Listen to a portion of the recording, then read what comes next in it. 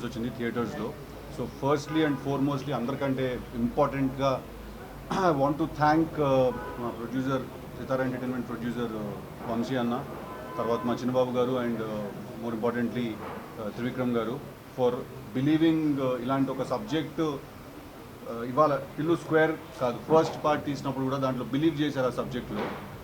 చాలా tricky subject, చాలా అది స్క్రిప్ట్ లెవెల్లో అంత ఈజీగా అర్థమవుతున్న సబ్జెక్టు. ఆ రోజు వాళ్ళు బిలీవ్ చేసి ఆ సినిమాని చాలా మంచి బడ్జెట్ పెట్టి మంచి ప్రొడక్షన్ వాల్యూస్ తోటి తీసి దాన్ని లాంచ్ చేసి అది బ్లాక్ బస్టర్ అయిన తర్వాత ఇమీడియట్గా మళ్ళీ టిల్లు స్క్వేర్ అని మళ్ళీ అదే క్యారెక్టర్ని కంటిన్యూ చేసి నెక్స్ట్ ఫిల్మ్ కూడా తీశారు.